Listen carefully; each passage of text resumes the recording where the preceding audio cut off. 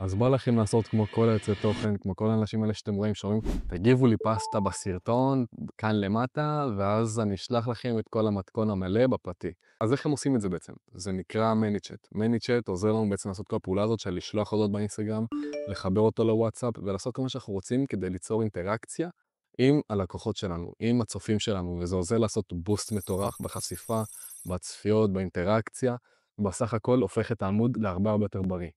עכשיו, איך עושים את זה?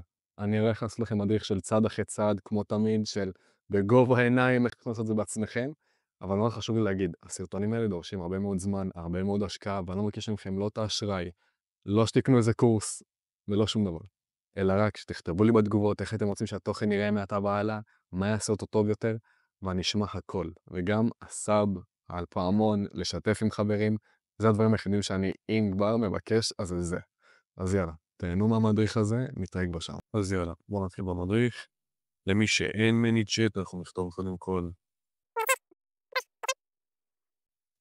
עכשיו יש לנו פה כאן להתחיל בחינם, יש להם אחלה תוכנית גם בתשלום. $15 לחודש, אפשר גם לחבר וואטסאפ וכל מיני דברים כאלה.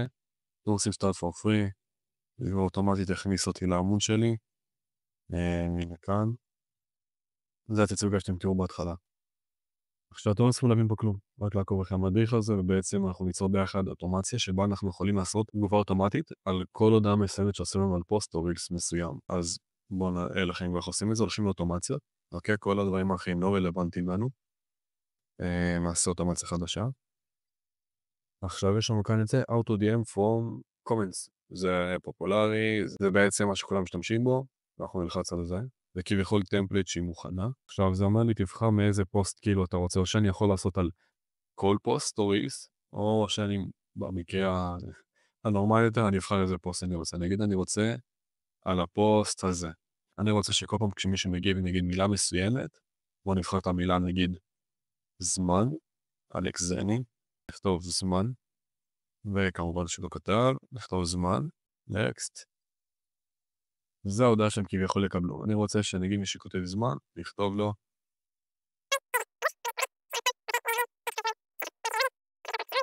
ונוסיף את זה. אוקיי? ואז יש כאן כזה כפתור של קריאה לפעולה מסוימת. זאת אומרת שאנחנו יכולים להגיד לו, אתה צעד אחד לפני להשיג את הטמפלט שלך, אתה צעד אחד לפני להשיג את הזה שלך, רק תלחץ על הזה. אז כאילו כאן זה סוג של קריאה לפעולה, אז כאילו, שלח לי את הקישור, ואז זה כביכול ה-DM עם הקישור הזה כביכול. אז אני יכול לכתוב, ואני כאילו אשים את הקישור נגיד קלנדלי שלי. כזה נגיד קלנדלי, שזה כביכול מערכת לקביעת פגישות כביכול. אני אעשה copy link כאן. הנה אין לינק. לינק לקביעת פגישה, ונעשה פה איזושהי מין מדבר כזה דבר. אני קומטים מה נשתבש. אוקיי. אז זה בעצם לא רוצה את ה-HTTP, כנראה זה כבר משהו שמוגדר שם אוטומטית.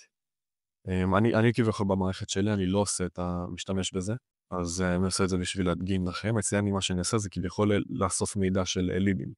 אני אראה לכם גם את זה בסרטון הבא איך לעשות את זה.